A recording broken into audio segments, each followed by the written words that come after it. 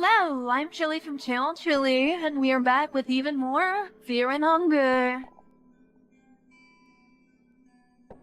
Last time we started off, we went down the stairs, and we went around, and into the prisons, and through the blood pit. And we are finally back up into the main area. But yeah, let's just continue from here now.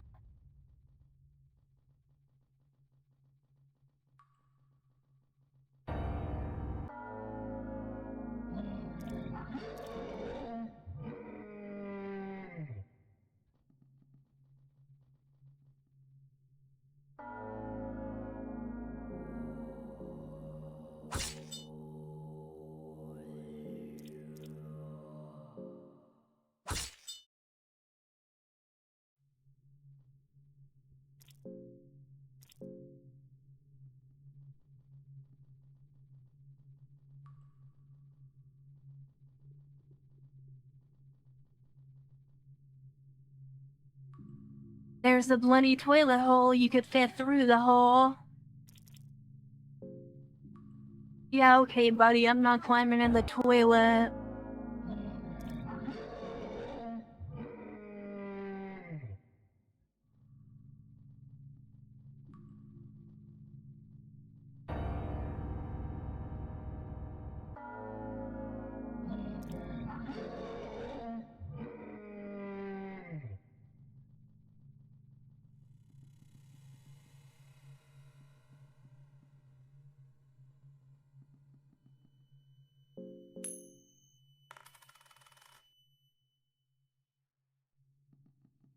And got to exit from that one.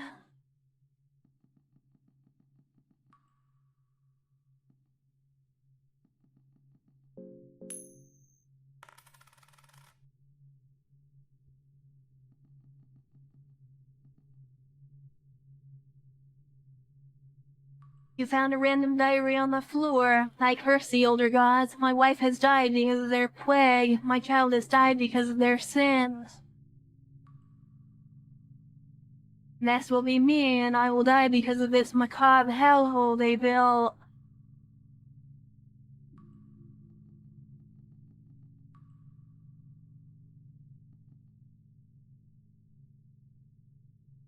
Someone has written notes here on an empty scroll. Oh Lord, teach hurting.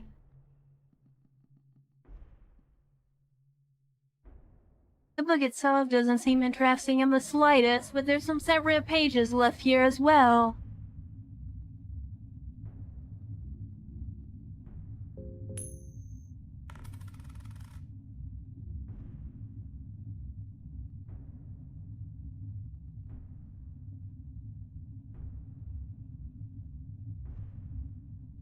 Are you with the sane mind still? Please leave me. I'm not here to make acquaintances, and I fail to see what worth chatting with you would bring. The dark phrase seems clearly frustrated by you. My name is Enki, a priest of destruction. Did that feed your curiosity?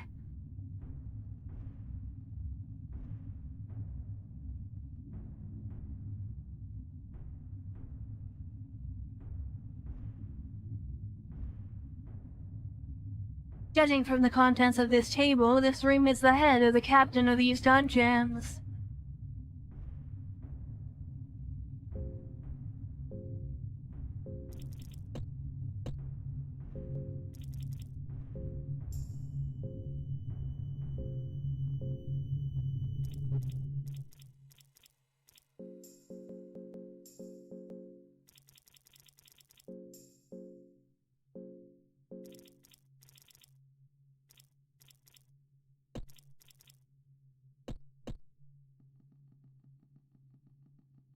We have a lot of books to read, so maybe we'll save again just so we don't waste our hunger sitting here and reading.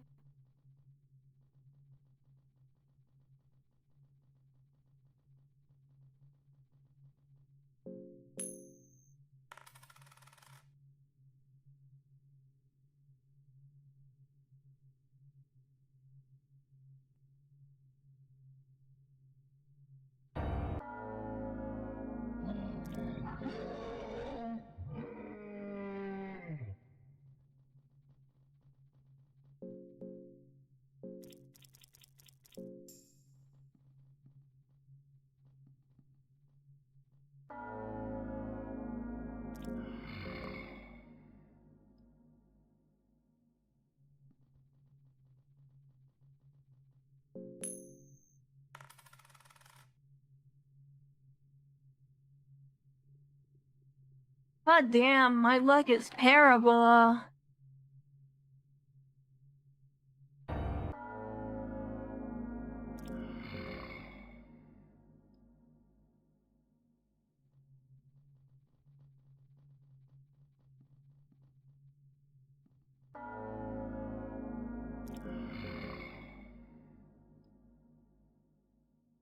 How many coin flips can I lose in a row, right?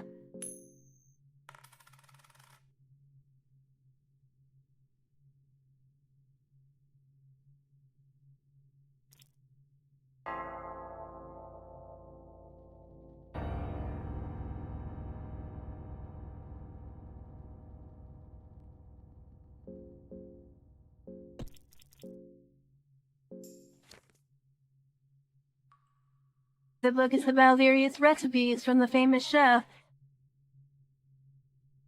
Anders of the Royal Kitchen of Rundan. Even if the book portrays itself as a recipe book, it seems to tell more about the notorious Chef Anders himself. It's more of a biography book, greatly over-exaggerating his life triumphs and challenges as the royal chef. There seems to be a nice love story twist too with the princess of the court. Between all the romance and betrayal, you find recipes of Chef Andre's famous meat pie and vegetable pie.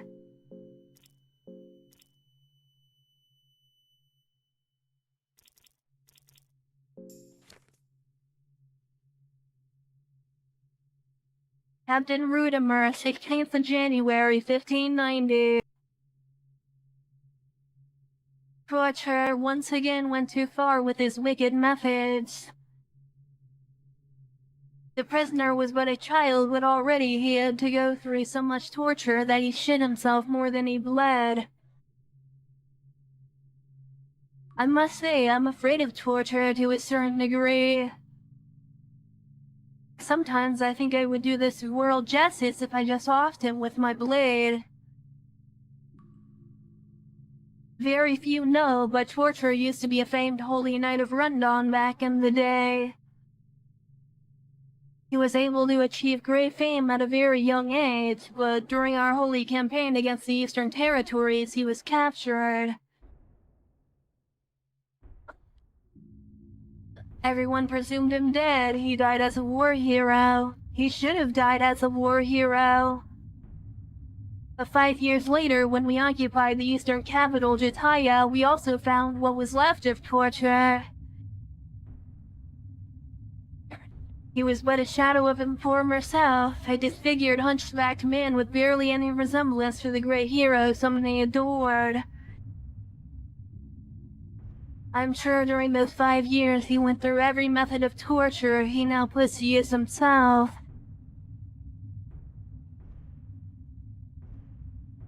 Just to honor the memory of Torture the White, I let this monster live today, although I see great contradiction in my words here.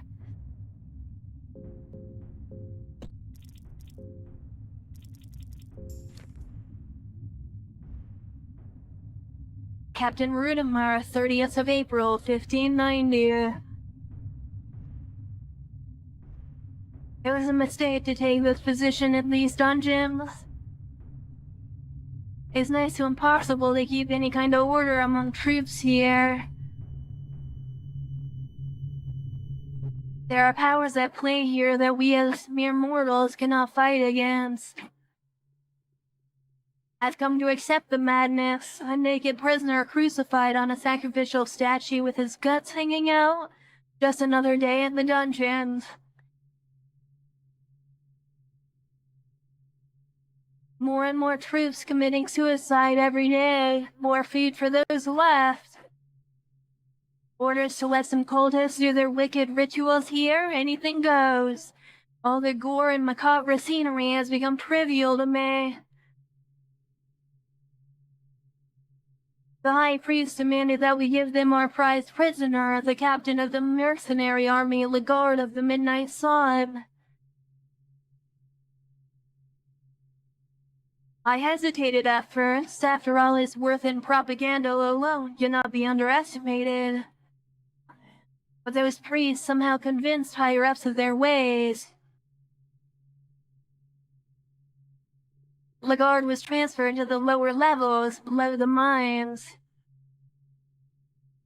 I have no idea what is the purpose behind this. Nothing good can come out of it, but orders are orders.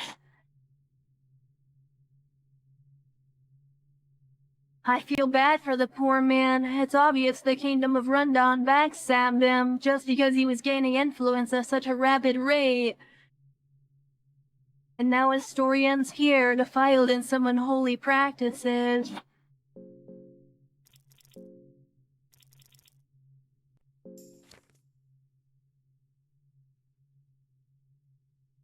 The Fellowship Chapter 1. The following pages show the events that took place in the year 809 after the birth of our Christ, the Ascended One. The tale of the Fellowship is similar to many, but few know the factual story, of which all the poems and songs are made of. The Fellowships consisted of 5 people.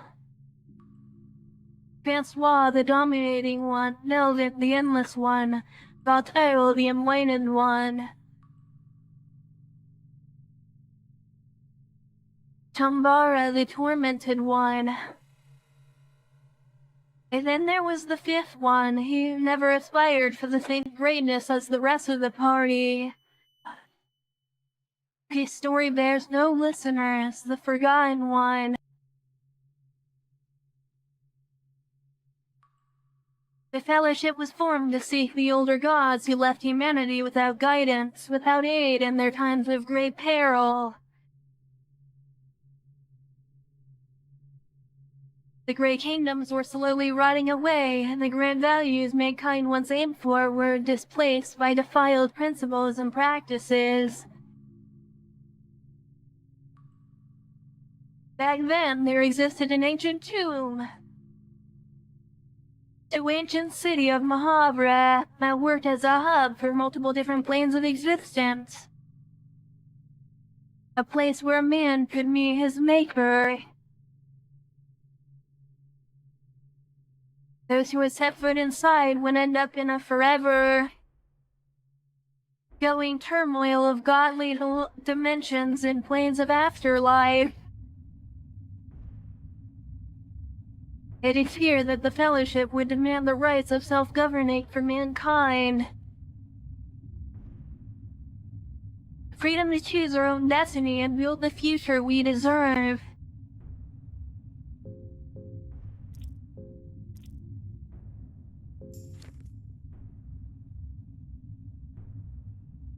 Studies of Sylvan Wine. Sylvian is the goddess of love, lasting creation. She created men and women at the dawn of time. From the very first moment, she loved her children greatly.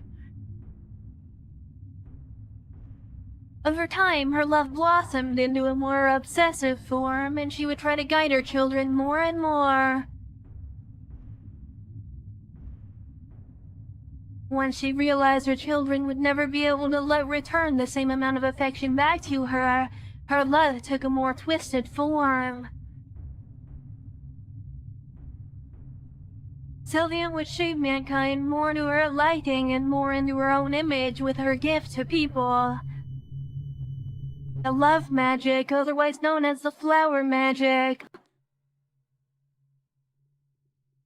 For a brief moment in ancient history, mankind fell into a craze of fleshly delight. As a synchronized mass, sea of naked people in the middle of coitus would pulsate and waste their days. There are still cults dedicated to Sylvian to this day, but many believe she has left mankind behind a long time ago.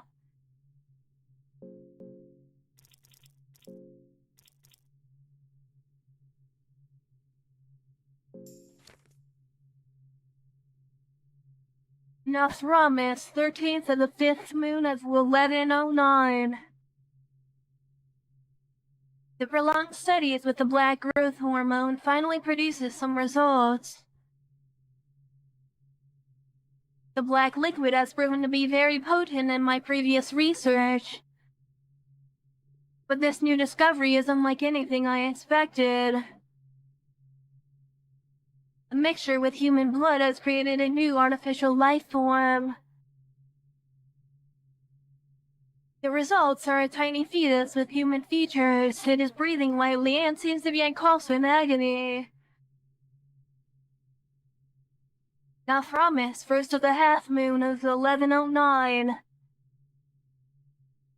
The life form is ever so hungry, but no matter how much nourishment I feed it, there is no visible growth. I'm doing experiments with different sources of food, but nothing seems to work. It's as if this miserable being is destined to forever remain in the state of constant agony. Nasramis, 30th of the half moon of 1109. The appetite is nothing short of astounding, but it produces no effect in its growth. Nathramis, 2nd of the 6th moon of 1109. I killed the child. He had no purpose in this world. I'm questioning whether we as humans were ever meant to create artificial life. I must once again study the teachings of the older gods to attain such miracles.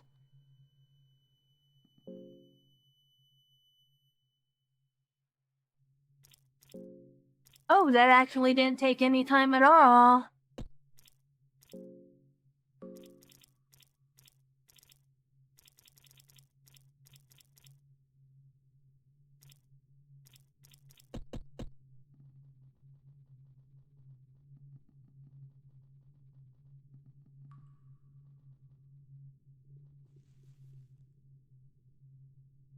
He observed the hanging body, and there seems to be something stuck in his flesh.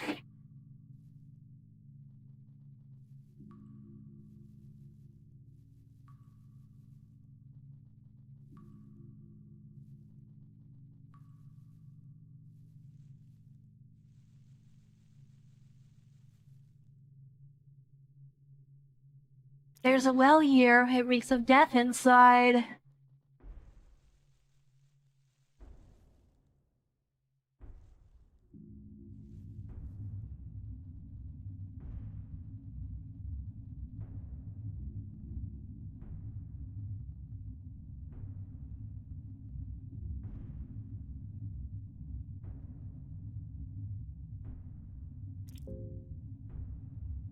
Awful smell comes from all the rotten meat on the table. Plates are covered with maggots.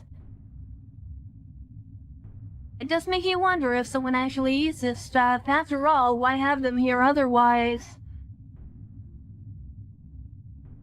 You take some rotten meat with you. It's squishy and soft, barely able to hold together. One of the maggots runs up your arm.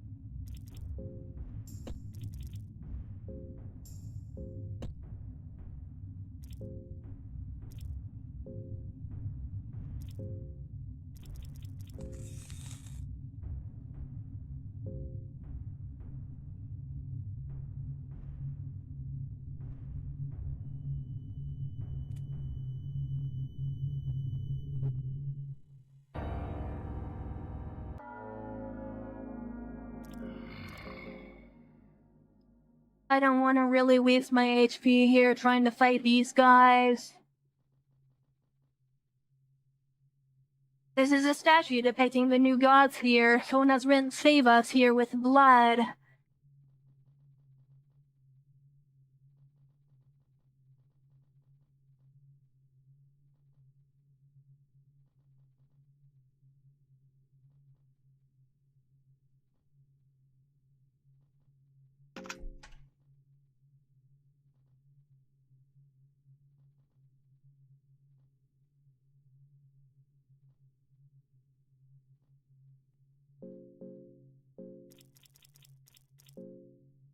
We got a blue vial that'll heal us up a little bit.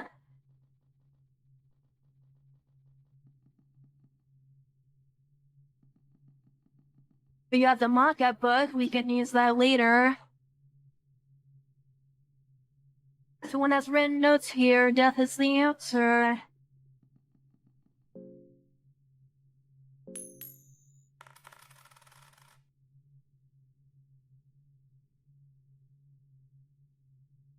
You found an ancient book. The book feels very special and there's a heavy weight to it.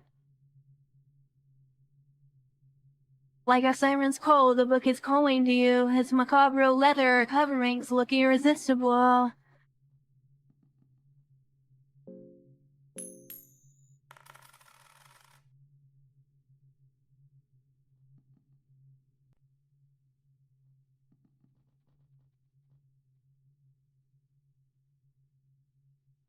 Nightmare has taken its toll on me. I'm devolving into something far lesser than the man I once was.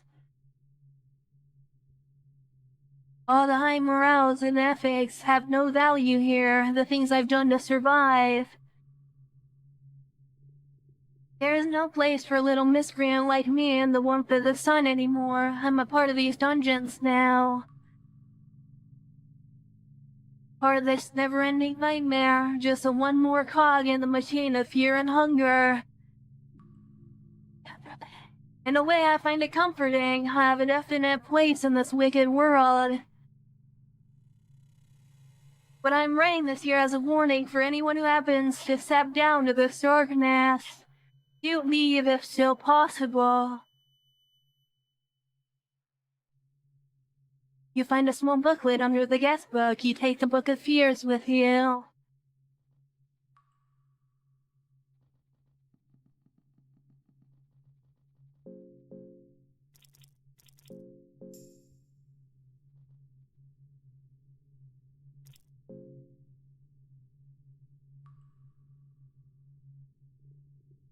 You hear faint breathing from inside.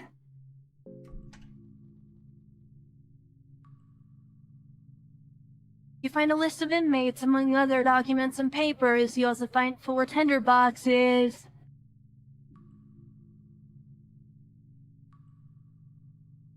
There's a map showing distribution of army units on the table. There isn't anything else interesting here anymore.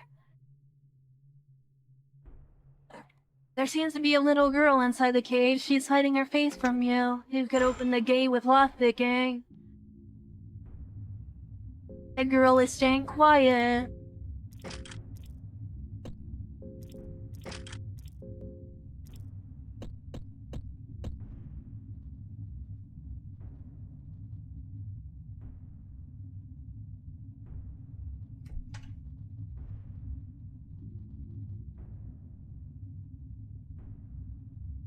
From the bottom of the shelf, you find some dried meat.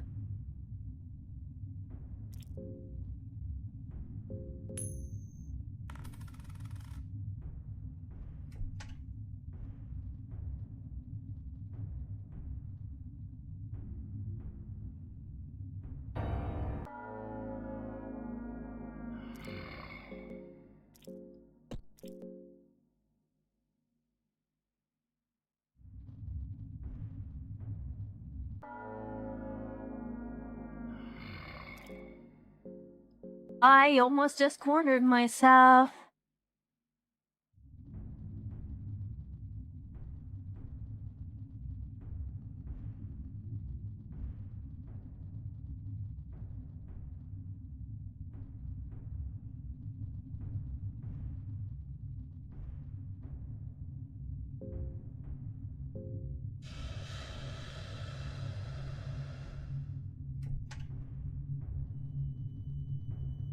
There we go, we were able to get in here now. There's something red here. The hexen creates a connection to the gods, both new and old. To get closer to the older gods, you must work your way up and gain their affinity. With each circle, you get closer to them. The new gods only pass on their knowledge to those who share the same birth sign and soul with them.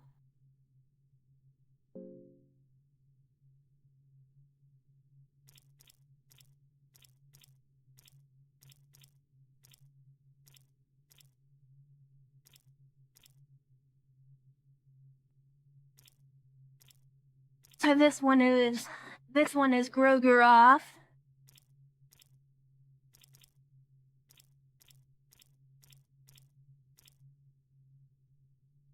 This one is Sylvia. This one is Almare. And this one is the god of the depth.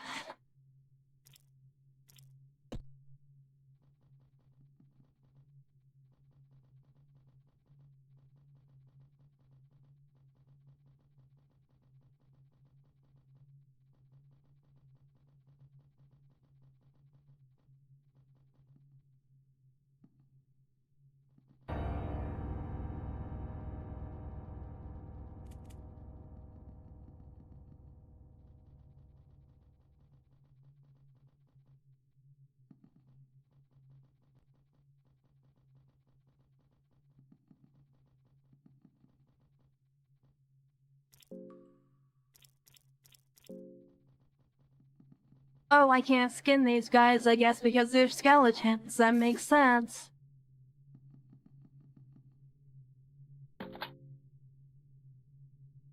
Maka book fits perfectly to an empty space between books.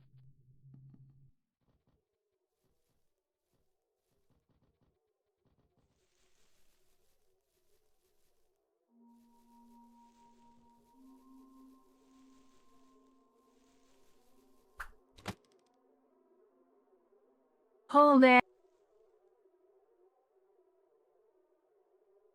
I see, since you still retain your sanity.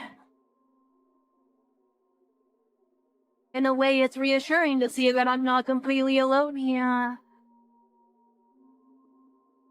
Tell me, are you evil? Only time will tell. You'd be surprised what you truly are capable of once you stay long enough here. But your presence here must mean these dungeons will claim one more victim. And the evil residing here will grow that much stronger. If I were you, I'd try to escape these ancient walls by any means necessary. For your sake, I hope our paths don't cross again here.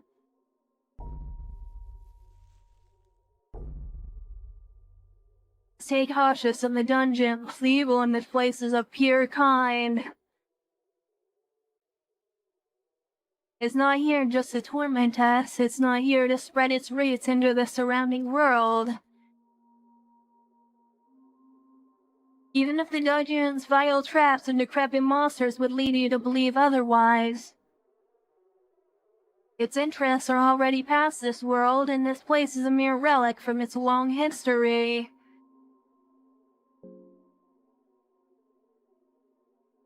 Ah, yes, my kind, the northern people of Oldegard. We found the dark continent of Inland from the far reaches of the west. The moment you lay your eyes on the crooked mountains and the twisted forests of those lands, you feel the presence of a greater evil. It's the same evil that resides here. You can call me Ragnvalder. I'm from the north, from the kingdom of Oldegard.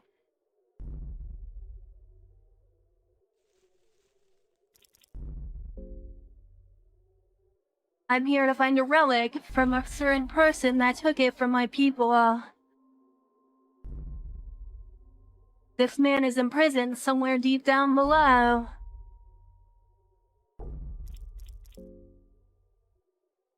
No doubt it would be for you, but for the time being, I won't be traveling with you.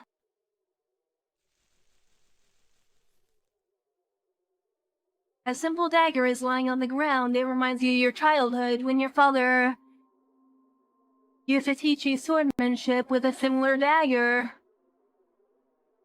It might be a suitable weapon for children, but for adults it's too small. You could give it to the girl. You give it to the girl and she seems surprised to get a gift such as this dagger. Seems like she's not used to kindness of any kind. In any case, the girl seems excited about the dagger.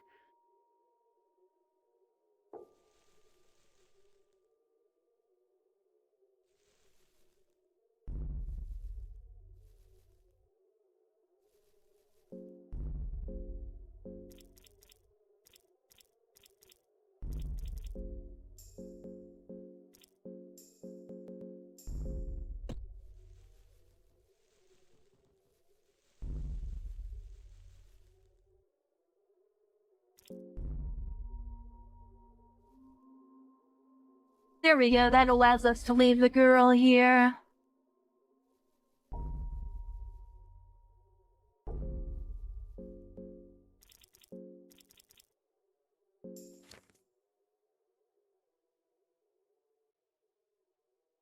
I'm gonna treat this camp as a save point.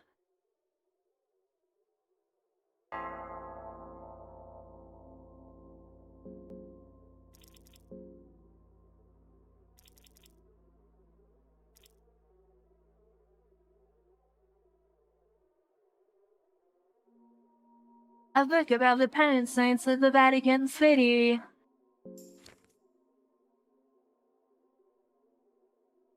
The penance saints are a special unit of the Vatican City that wears tailor-made armor.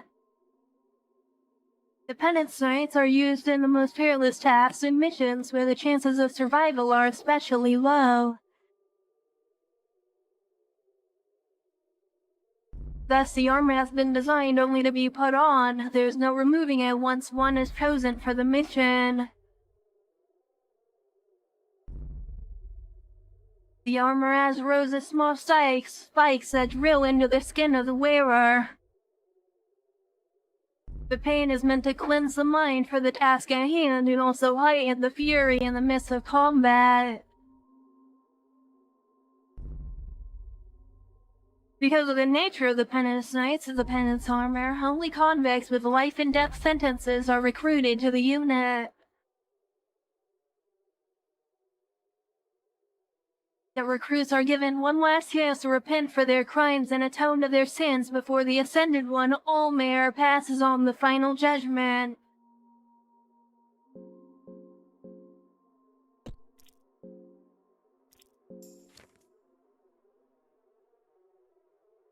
The Book of Fears and Phobias. This goes over every one of the game.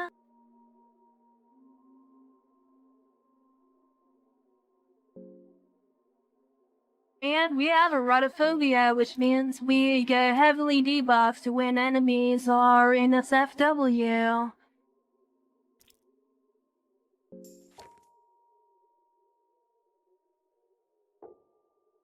The Intermediates of Alchemy, Alchemia, Alchemelia, Volume 3. The effects of different colored alchemic substances are listed here. Super senses, greater healing, and highly explosive.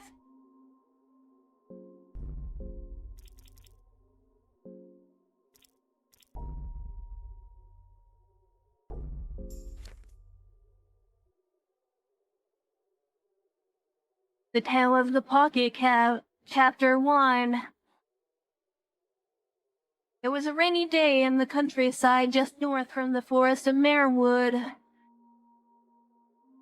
Merwood? Willem, the wildest child known in the town, would stare at the raindrops behind the window screen.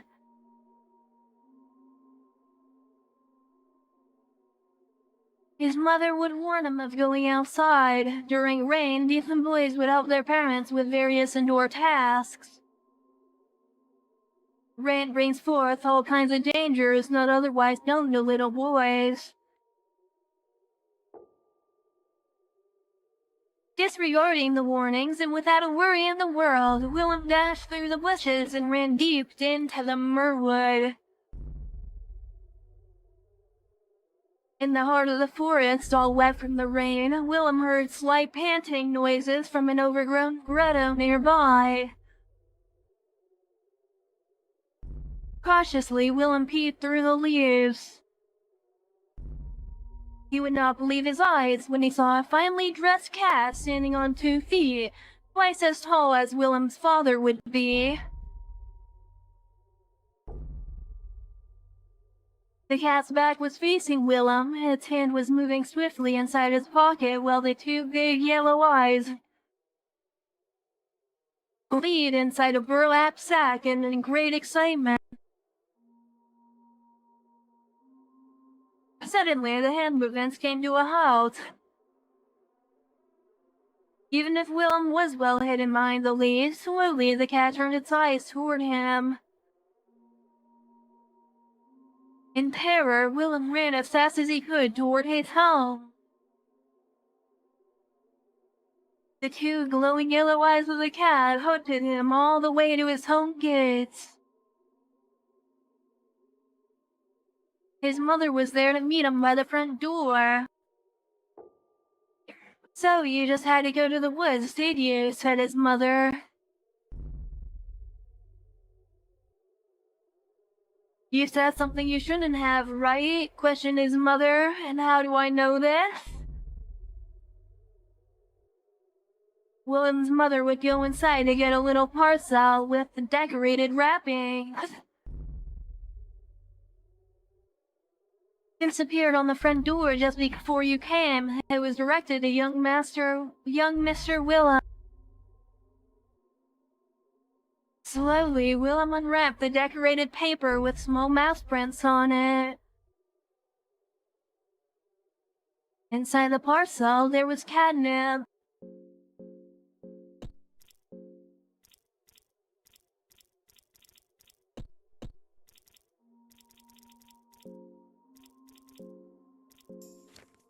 Before we read the ancient book, we really need to save.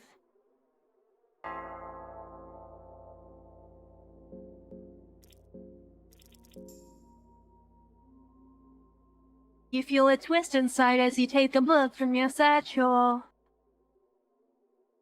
You feel like greater soap in the book, but at the same time, you feel like consequences might be terrible.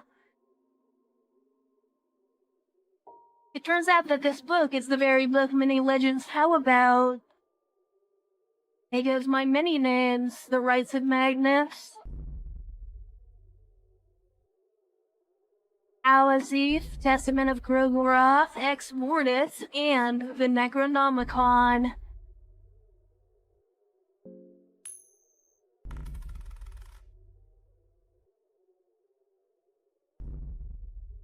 The book is summoning powers that exceed your understanding. Next to this ancient presence, you're nothing but a feeble lamb.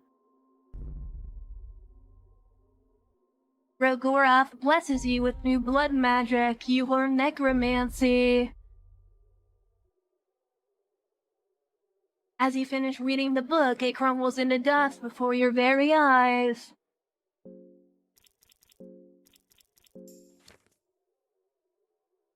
So if we failed to win that coin toss, we would have gone insane and just died right then and there.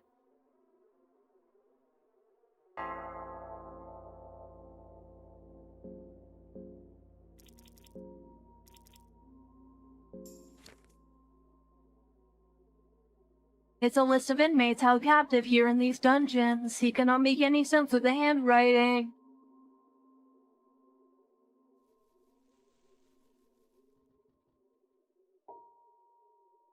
An ancient statue stands here. Do you want to pray?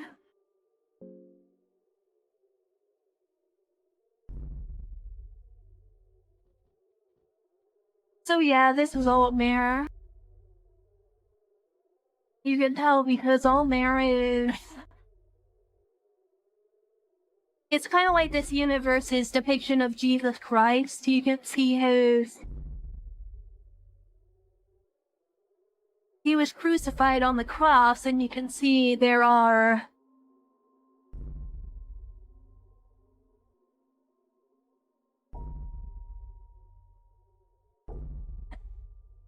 I forgot the exact name, but you can see there are nails through his hands that held him up. Leave me be, please. I'm turning into a butterfly. I'm going to be a pretty butterfly.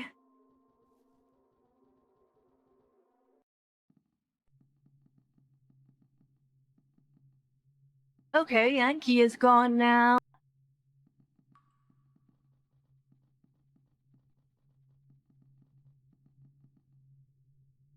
And yeah, this is how cultists worship Almer.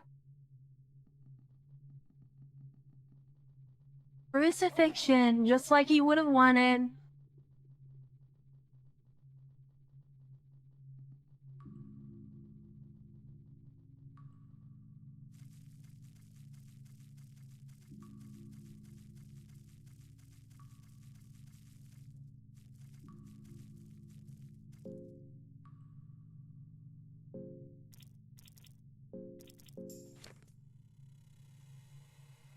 I am going to save again because I want to talk to this enemy.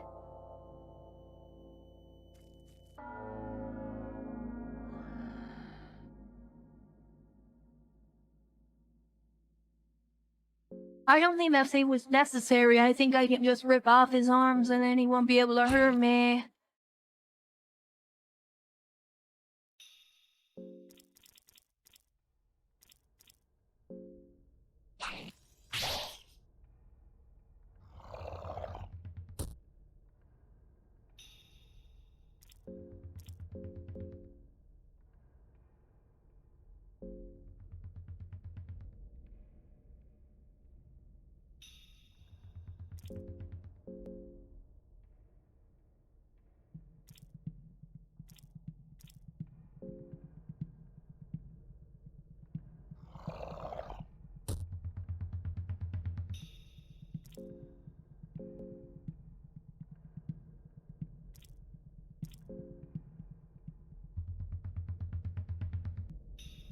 Okay, doesn't seem like the lizard man can really talk.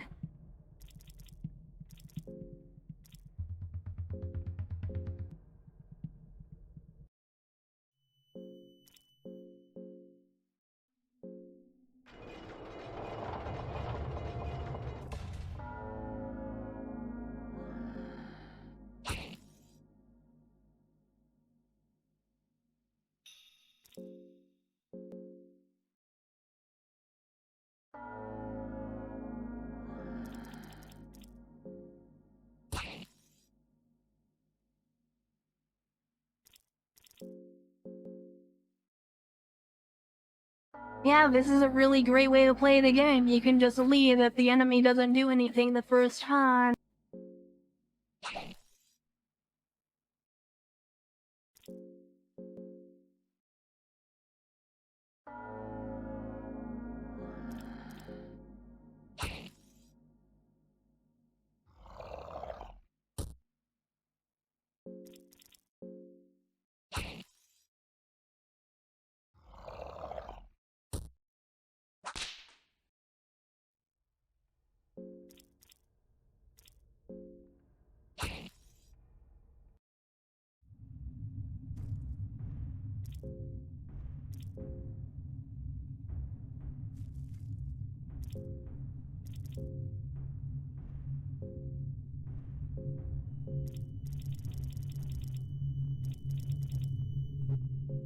Well, at least we have a white vial.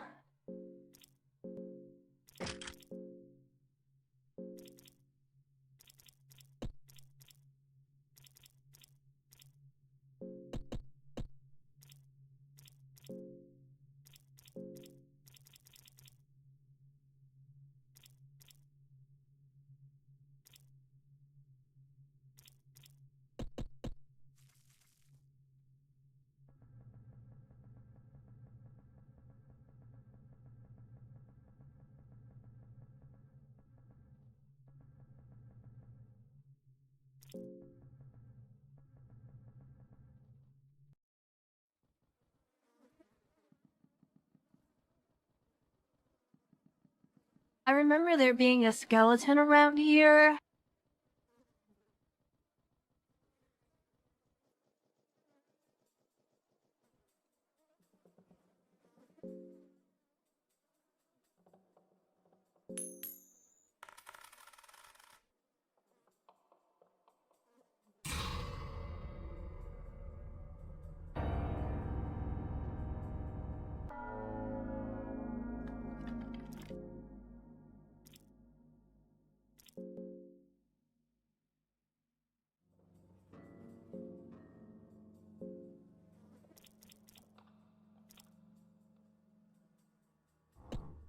Okay, that actually really pisses me off.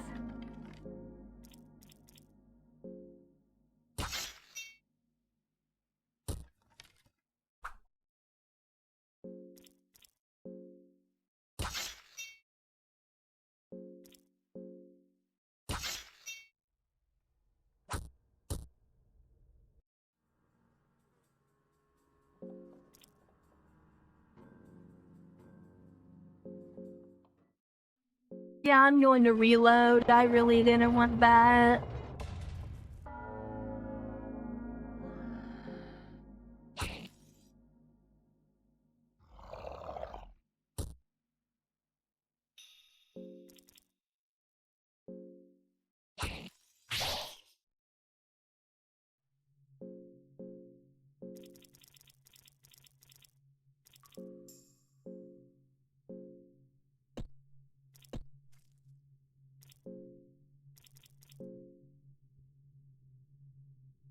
Oh, come on. I really want that crude sword back.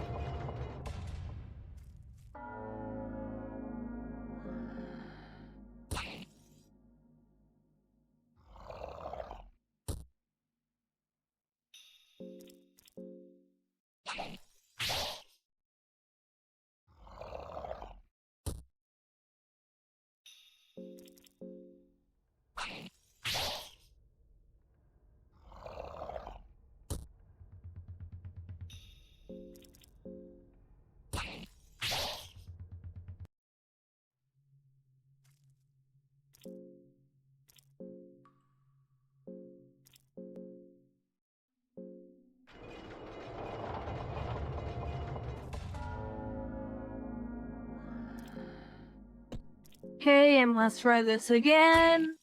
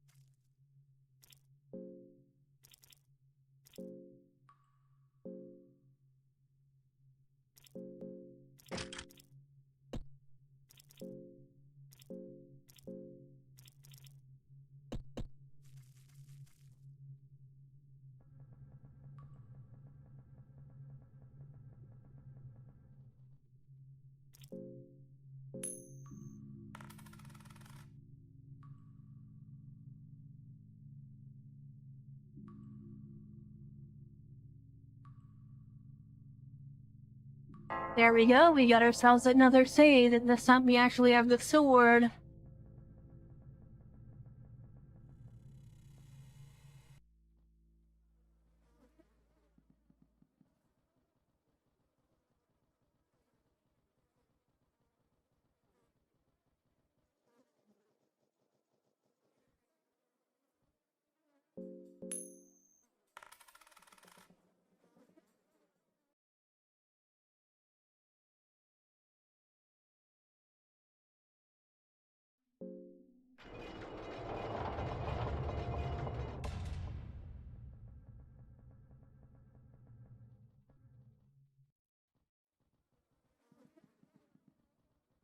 Getting a skeleton is really important for me because I can't really afford to feed that many people right now.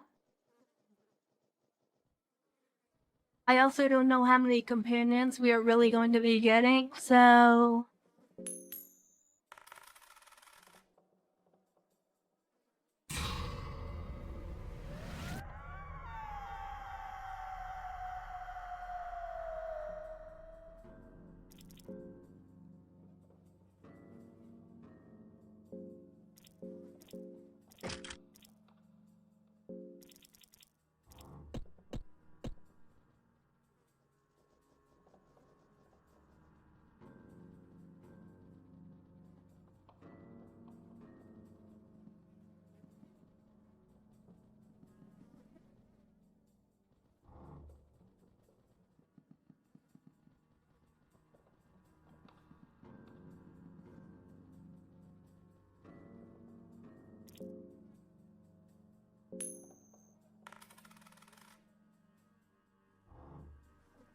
Oh no.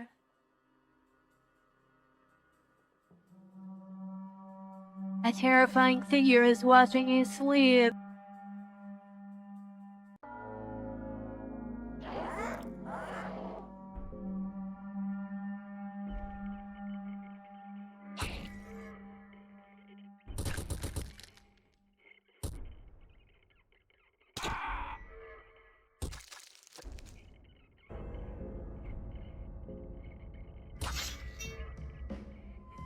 We're fucked. There's no way we can deal with Crow Mauler.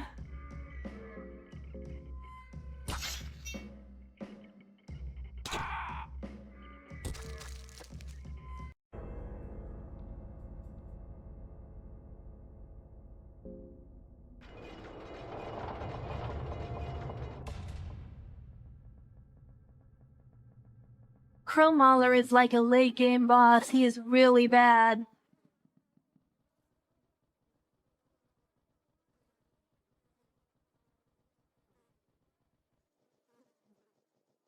Like, you do not mess with Crow Mauler.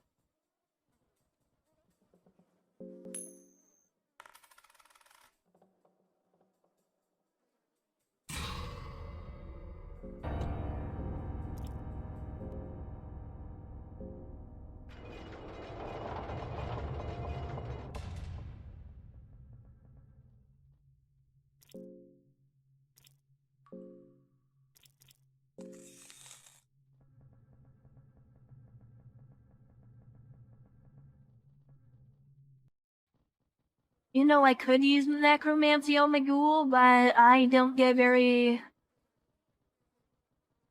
Ghouls are, funnily enough, weaker than skeletons, I believe.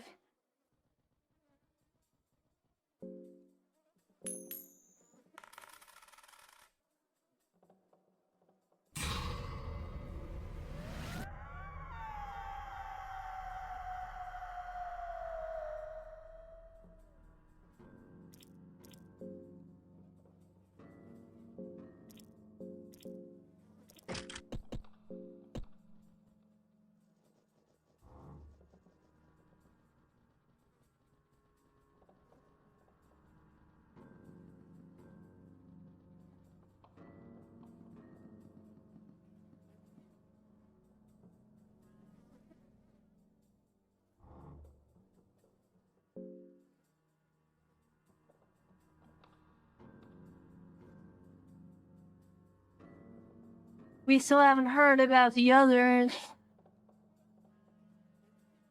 It is too late. Yeah, perhaps. We should prioritize our survival then? I don't really know. It's not like this wicked place would let us have our escape either. If we cannot head outside because of the unnaturally fake myth, we only have one direction to go. Down.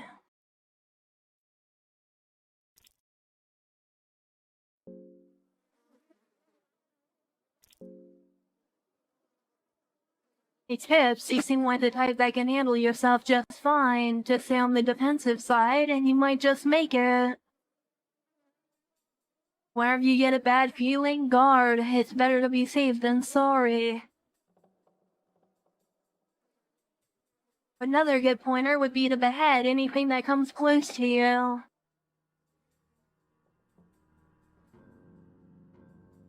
As tempting as that might sound, it might be a tricky feat to pull off in the heat of the battle. Try to shake the balance of the enemy first, maybe attack their legs, and then only go for the finishing blow when you know the enemy won't be running around wildly anymore. Patience is definitely a virtue in combat. Greetings, brave one. You really helped me out there by getting rid of that wretched torturer. Let me reward your bravery.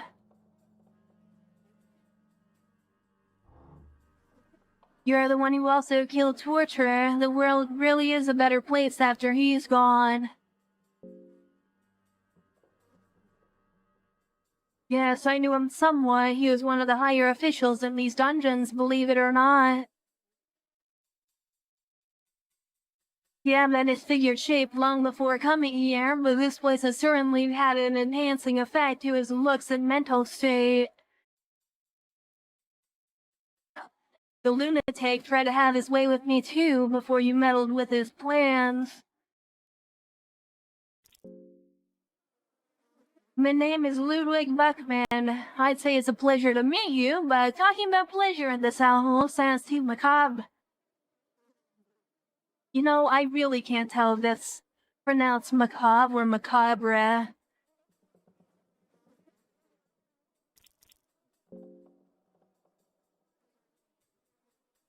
We delved into these dungeons with a small party. We came here for a certain person.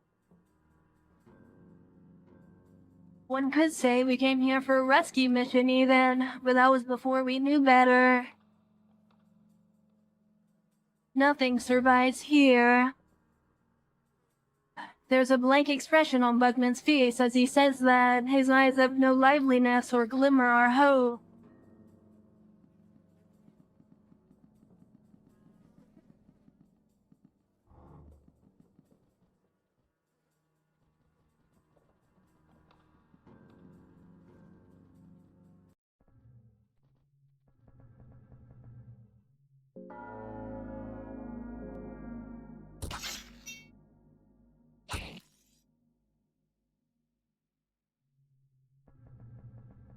Even with two people, we are unable to get that open.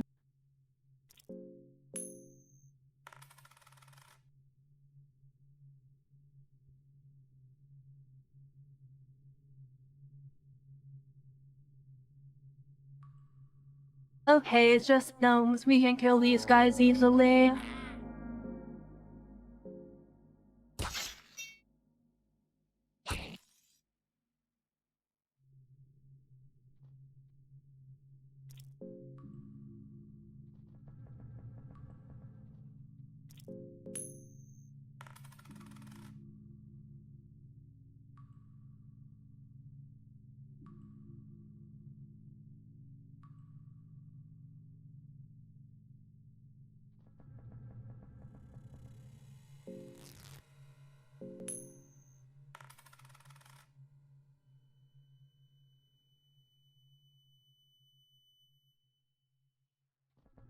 There's no other enemies here, yet it's still doing that.